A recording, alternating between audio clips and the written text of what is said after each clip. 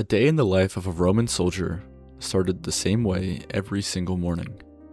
Before the sun came up, before you ate, before you did anything, you picked up a shovel. Not a sword, a shovel. And that tells you almost everything you need to know about what it actually meant to be a Roman soldier. Because it was nothing like what you've been told. We're going to walk through an entire day, hour by hour, and I want to show you 3 things that are going to completely reframe how you think about Rome's military. The first one sounds almost like a joke when you hear it, but it explains why Rome won wars that should have been impossible to win. We'll get there. Let's start at the beginning. It's still dark outside. A horn called the buccina blows through the fort, and 8 men wake up in a room barely big enough for all of them. 8 men to a room. That's the contubernia, the basic unit of the Roman legion. You ate with these men. You marched with them. You fought next to them. For 25 years. You did everything together. And I mean everything. Because before breakfast, someone in your squad was assigned to clean out the latrines. Not a servant, not a slave. You. A trained Roman legionary. The most feared warrior on earth, scrubbing sewage before the sun came up.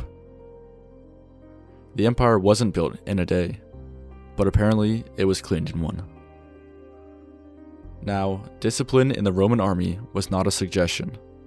Small infractions got you fined or put on reduced rations. Fall asleep on guard duty though? You weren't fined. You were beaten to death by your own unit. So the stakes for oversleeping were a little different back then. After getting dressed, tunic, belt, sandals, you'd head to the fire at the end of the barracks to make breakfast. And here's where it gets interesting. The Roman army did not feed you. Not exactly. They handed you raw grain. That's it. You ground it yourself with a hand mill, made your own porridge or bread, and then shared it with your 7 roommates. Breakfast was homework. The most powerful military force in the ancient world, and every single morning started with figure it out. There's a reason they did it this way, and it has nothing to do with cutting costs. It's actually one of the most important tactical decisions Rome ever made, and it completely changed how war was fought. We'll get there. After morning muster, where you stood in formation, got counted, and got your assignment for the day, you didn't go to the training field. Not most days. Most days, you went to work. Roman soldiers built things. Roads, aqueducts, forts, walls. They weren't just warriors. They were engineers, laborers, and administrators. When there was no enemy to fight, which was most of the time, the army kept itself busy by physically constructing the Roman Empire. Which is a sentence that still kind of breaks my brain. These guys defending the empire were also the guys building it. Same people, same hands. And then there was training. When it happened, it was brutal and deliberate. Soldiers drilled with wooden swords and shields that were twice the weight of the real weapons. The whole idea was that when you finally picked up your actual gladius, it felt light. Combat was supposed to feel easier than practice. They also marched, a lot, up to 30 miles a day, fully loaded, armor, weapons, tools, and supplies, totaling somewhere around 40 kilograms. They called them Marius's mules, and here's the thing, the soldiers used that as a compliment. And here's what I haven't told you yet. After all of this, the marching, the building, the drilling, at the end of the day, no matter where they were, no matter how exhausted they were, Roman soldiers did one more thing before they slept. Every single night, without exception. And this one habit is the real reason Rome was unbeatable. After a day's march, most ancient armies stopped and collapsed. The Romans stopped and built a fort. Every single night. Full walls, ditches, a gate, An interior grid laid out in the exact same configuration every time, regardless of terrain. It took hours, every night, after a full day of marching in those 40 kilograms of gear.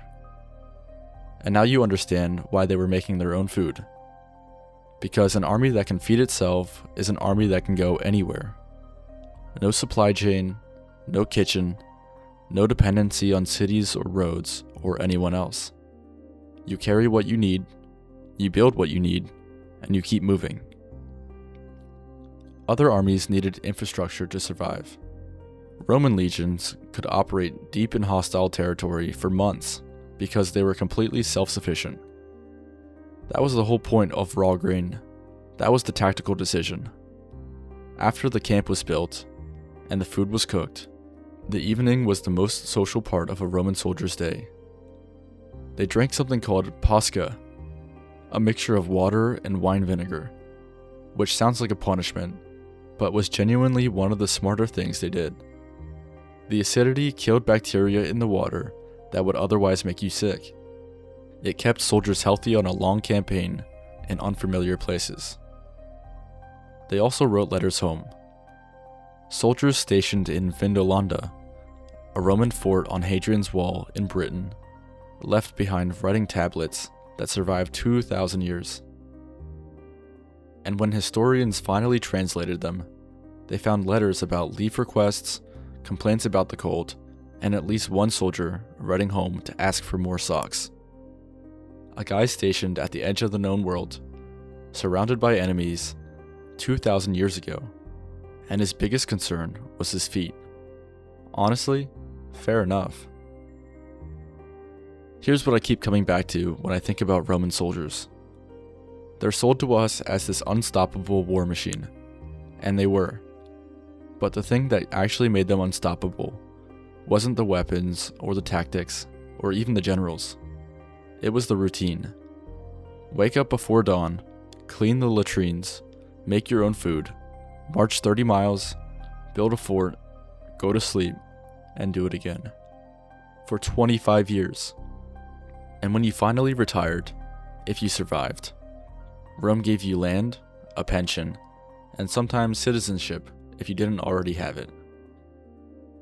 The guys who built one of the greatest empires in history weren't chasing glory every day. Most days, they were just grinding, doing unglamorous work, showing up, which is either deeply inspiring or deeply exhausting, depending on how you look at it. If you want more videos like this, real history, daily life, the stuff that actually happened, subscribe to Remnants. We'll be back.